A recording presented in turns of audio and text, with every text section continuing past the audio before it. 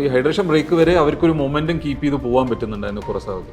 Hydration ബ്രേക്കിന് ശേഷം മൊത്തം കുറസാവിന്റെ കയ്യിൽ നിന്ന് മാച്ച് പോയ പോലെ. ജർമ്മനി ആദ്യത്തെ ഗോൾ അടിച്ചു, അതിനുശേഷം കുറസാവോ ഒരു തിരിച്ചടിക്കാനുള്ള ശ്രമങ്ങൾ തുടരെ നടത്തുന്നുണ്ടായിരുന്നു. അവർക്കൊരു ഗോളും കിട്ടി. അതെ, പക്ഷെ അതിനുശേഷം വന്ന ഹൈഡ്രേഷൻ ബ്രേക്ക്, ഈ ഹൈഡ്രേഷൻ ബ്രേക്ക് വരെ അവർക്കൊരു മൊമെന്റം കീപ്പ് ചെയ്ത് പോകാൻ പറ്റുന്നുണ്ടായിരുന്നു കുറസാവക്ക്. ഹൈഡ്രേഷൻ ബ്രേക്കിന് ശേഷം മൊത്തം എന്താ പറയുക, കുറസാവിന്റെ കയ്യിൽ നിന്ന് മാച്ച് പോയ പോലെ. പിന്നെ ജർമ്മനിക്ക് ആ ഒരു മൊമെന്റം കിട്ടി. അപ്പോൾ ഹൈഡ്രേഷൻ ബ്രേക്കിനെ കൊണ്ട് അങ്ങനെ ഒരു പ്രശ്നം ഉണ്ടാവുന്നുണ്ടോ എന്നുള്ളൊരു ചോദ്യമാണ് അവിടെ വരുന്നത്. കാരണം അതെ, ഒരു മൊമെന്റം ബ്രേക്ക് ചെയ്യുന്ന ഒരു സാധനം. അപ്പോൾ ഫുട്ബോൾ എന്ന് പറഞ്ഞാൽ ആദ്യം തൊട്ട് അവസാനം വരെ ഒരു ഫ്ലോയിൽ ഇങ്ങനെ പോകുന്ന സാധനം. അതുകൊണ്ടാണ് പലപ്പോഴും VAR ചെക്ക് വരുമ്പോഴും ഒക്കെ ആൾക്കാർ ഫ്രസ്ട്രേറ്റഡ് ആവുന്നത്, VAR ചെക്കൊക്കെ ലോങ് ആകുമ്പോഴൊക്കെ.